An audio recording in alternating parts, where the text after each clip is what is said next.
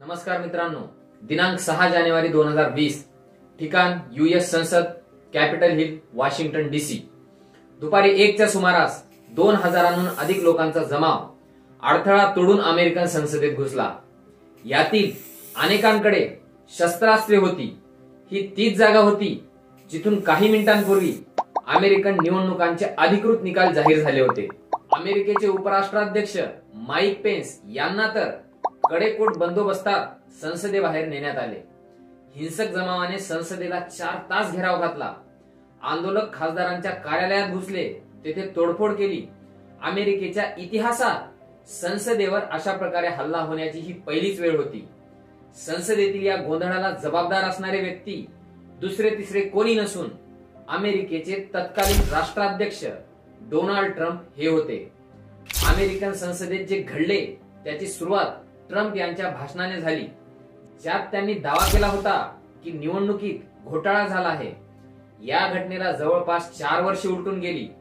आता पुन्हा ट्रम्प अमेरिकेचे राष्ट्राध्यक्ष होणार याची अधिकृत घोषणाच बाकी आहे. त्याच संदर्भाने एका नाव्याचे नातू असण्यापासून अनेक स्त्रियांना चीट करत, अनेक वादांना सोबत घेत राष्ट्राध्यक्ष पदापर्यंत पोहोचणाऱ्या डोनाल्ड ट्रम्प यांच्या चित्रपटालाही शोभेल अशा थरारक जीवन प्रवासाविषयी सविस्तर माहिती पाहण्यासाठी मी उत्कर्ष कोंडावार आपले या व्हिडिओमध्ये स्वागत करतो. ट्रम्प यांचे आजोबा फ्रेडरिक हे जर्मनीचे रहिवासी होते. फ्रेडरिक 8 वर्षांचे असतानाच त्यांचे वडील मरण पावले. ते लहानपणापासून अशक्त असल्यामुळे त्यांना शेती करता आली नाही. त्याचमुळे त्यांनी न्हाव्याचे प्रशिक्षण घेतले. ते जर्मनीतून अमेरिकेत स्थलांतरित झाले व न्हाव्याचे काम करत करत खाण व्यवसायात त्यांनी आपला हात आजमावला. त्यांना ह्या व्यवसायात यश मिळाले व त्यांची परिस्थिती हळूहळू सुधारली गेली. डोनाल्ड ट्रम्प यांच्या आजोबांनी केलेल्या पायाभरणीचे अथक परिश्रम करून साम्राज्यात रूपांतर करण्याचे काम डोनाल्ड ट्रम्प यांचे वडील फ्रेड यांनी केले. याच दरम्यान 14 जून 1946 रोजी न्यूयॉर्क येथे डोनाल्ड ट्रम्प यांचा जन्म झाला.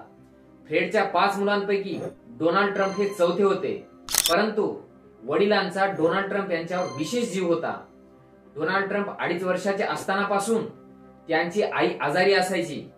यामुळे ट्रम्प यांना आईचे प्रेम मिळाले नाही. यामुळे त्यांचे संगोपन करण्यात फ्रेड यांना अनेक अडचणी आल्या. डोनाल्ड ट्रम्प यांचे 7वी पर्यंतचे शिक्षण न्यूयॉर्क शहरात झाले. शालेय जीवनापासून ट्रम्प यांची वृत्ती आक्रमक होती. शाळेत शिकणाऱ्या मुलांवर ते दादागिरी करायचे. याच्या अनेक तक्रारी त्यांच्या वडिलांकडे आलेल्या होत्या. त्याचमुळे वडिलांनी वयाच्या 13व्या वर्षी डोनाल्ड ट्रम्प यांना न्यूयॉर्क मिलिटरी स्कूलमध्ये प्रवेश दिला. डोनाल्ड ट्रम्प मिलिटरी स्कूलमध्ये आपल्या वर्गमित्रांनाही ओरडायचे, त्यांच्याशी स्पर्धा करायचे. त्यांच्या या वागण्यामुळेच डोनाल्ड ट्रम्प वर्गमित्रांना कधीही आवडले नाहीत. ट्रम्प यांना त्यांचा मोठा भाऊ फ्रेड ज्युनियर यांच्याबद्दल खूप आपुलकी होती. जास्त मद्यपान केल्यामुळे वयाच्या 43व्या वर्षी फ्रेड ज्युनियर यांचा मृत्यू झाला. त्यानंतर ट्रम्प यांनीही आयुष्यभर दारू आणि सिगारेट सोडण्याचा निर्णय घेतला. 1960च्या उत्तरार्धात अमेरिका व्हिएतनाम युद्धात अडकली. यावेळी अमेरिकेतील प्रत्येक तरुणाने अमेरिकन सैन्यात सेवा करणे आवश्यक होते. मात्र ट्रम्प ते टाळत राहिले. पायाच्या आजाराचे आणि वैद्यकीय अभ्यासाचे कारण सांगून त्यांनी 5 वेळा सैन्याचा भाग होण्यास नकार दिला. वर्ष 1976, ठिकाण मॅक्सवेल प्लम बार, न्यूयॉर्क. ही ती जागा होती जिथे मॉडेल डेटिंगसाठी श्रीमंत पुरुषांना शोधत असत. एका संध्याकाळी डोनाल्ड ट्रम्प या बारमध्ये आले. येथे त्यांची नजर चेकोस्लोवाकियातील मॉडेल इवानावर पडली. ट्रम्प यांनी तिला 100 गुलाब पाठवले आणि बाहेर फिरायला घेऊन गेले. इवाना तिच्या रेझिंग ट्रम्प या पुस्तकात लिहिते की पुढचे 3 महिने ट्रम्प तिला रोज फोन करायचे. दोघेही अनेक महिने एकमेकांना डेट करत होते. 1977च्या नवीन वर्षाच्या पूर्वसंध्येला ट्रम्प यांनी इवानाला लग्नाचा प्रस्ताव दिला. 9 एप्रिल 1977 रोजी दोघांचे लग्न झाले. इवाना आणि ट्रम्प यांना 3 मुले होती. यामध्ये डोनाल्ड ज्युनियर, मुलगी इवांका आणि धाकटा मुलगा एरिक यांचा समावेश आहे. लग्नाच्या 8 वर्षानंतर त्यांच्या नात्यात तडा जाऊ लागला. 1985 मध्ये एका टेनिस सामन्यादरम्यान ट्रम्प यांची मॉडेल मार्ला मॅपल्सची भेट झाली. यानंतर दोघांचे अफेअर सुरू झाले. 1989 मध्ये इवाना ख्रिसमसच्या सुट्ट्या घालवण्यासाठी आस्पेन कोलोरॅडोला पोहोचली.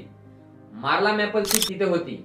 मार्ला इवानाला भेटली आणि म्हणाली, मी मार्ला आहे, मी तुझ्या नवऱ्यावर प्रेम करते, तू पण त्याच्यावर प्रेम करतेस का? हा प्रश्न ऐकून इवानाला धक्काच बसला. याचेच प्रत्युत्तर इवाना व डोनाल्ड ट्रम्प यांच्या घटस्फोटात झाले. ट्रम्प आणि इवाना यांचे भांडण देशभर गाजले. ट्रम्प, इवाना आणि मार्ला यांच्याशी संबंधित बातम्या दररोज वृत्तपत्रांमध्ये प्रसिद्ध होत होत्या. दरम्यान वर्तमानपत्रातील एका हेडलाईनने संपूर्ण देशाला धक्का दिला होता. ती हेडलाईन म्हणजे, माझ्या आयुष्यातील सर्वोत्तम शारीरिक संबंध मी ट्रम्प यांच्याशी ठेवले. ही बाब मार्लाने मीडियाला सांगितली होती. त्यामुळे ट्रम्प इवाना प्रकरण न्यायालयात खेचले गेले. इवानाने ट्रम्पवर बलात्काराचा आरोप केला. डिसेंबर 1990 मध्ये त्यांचा घटस्फोट झाला. त्यावेळी ट्रम्प यांना पोटगी म्हणून इवाना यांना 36 कोटी रुपये द्यावे लागले. यानंतर ट्रम्प यांनी मार्लाशी लग्न केले. मात्र मार्ला आणि ट्रम्प यांचे नाते केवळ 3 वर्षच टिकले. 1997 मध्ये त्यांचा घटस्फोट झाला. डोनाल्ड ट्रम्प आणि मार्ला यांच्यात घटस्फोटाची प्रक्रिया सुरू असतानाच ट्रम्प यांनी स्लोवेनियन मॉडेल मेलानिया नॉस यांची भेट घेतली. त्यांची पहिली भेट 1998 मध्ये न्यूयॉर्क मध्ये एका पार्टी दरम्यान झाली होती. 2004 मध्ये ट्रम्प यांनी मेलानियाला प्रपोज केले. 22 जानेवारी 2005 रोजी दोघांचे लग्न झाले. मेलानिया आणि ट्रम्प यांना बॅरन ट्रम्प नावाचा मुलगा देखील आहे. 2017 मध्ये ट्रम्प राष्ट्राध्यक्ष झाल्यानंतर मेलानिया अमेरिकेच्या फर्स्ट लेडी बनल्या. ट्रम्प यांचे वैयक्तिक आयुष्य अनेक वादांनी भरलेले आहे. लष्करी शाळेत असल्यापासून ट्रम्प यांना त्यांचे मित्र लेडीज मॅन म्हणायचे. ट्रम्प यांचे केवळ मॉडेलशीच नाही तर पॉर्न स्टारशी संबंध होते. त्यांच्यावर किमान 18 महिलांचे लैंगिक शोषण केल्याचा आरोप आहे. डोनाल्ड ट्रम्प यांचे मोठे भाऊ फ्रेड ज्युनियरने वडिलांच्या व्यवसायात सहभागी होण्यास नकार दिला. ते पायलट झाले. त्यामुळे ट्रम्प कुटुंबाचा व्यवसाय सांभाळण्याची जबाबदारी धाकटे भाऊ डोनाल्ड ट्रम्प यांच्यावर आली. त्यातूनच 1970-1980च्या दशकात डोनाल्ड ट्रम्प एक महत्वाकांक्षी रिअल इस्टेट व्यावसायिक म्हणून उदयास आले. 1976 मध्ये ट्रम्प यांनी त्यांच्या व्यावसायिक जीवनातील सर्वात मोठा निर्णय घेतला. त्यांनी न्यूयॉर्क मधील दिवाळखोर कमोडोर हॉटेल विकत घेतले. त्यावेळी ट्रम्प यांच्याकडे पुरेसा पैसा नव्हता, पण त्यांनी वडिलांच्या राजकीय प्रभावाचा फायदा घेतला. ट्रम्प यांचे वडील डेमोक्रॅटिक पक्षाशी संबंधित होते.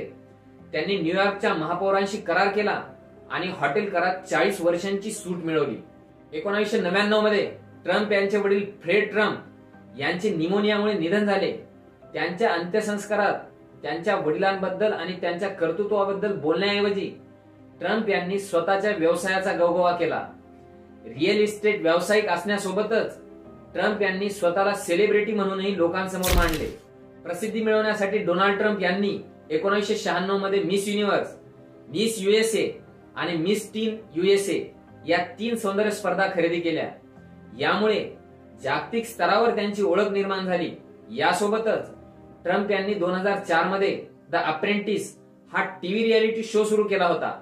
तसेच त्यांनी हॉलिवूड चित्रपट आणि मालिकांमध्येही अभिनयाचे काम केले आहे. Ghost can't do it, home alone 2, lost in New York, the little rascal, sex and city यासारख्या जवळपास 30 चित्रपट आणि मालिकांमध्ये त्यांनी काम केलेले आहे.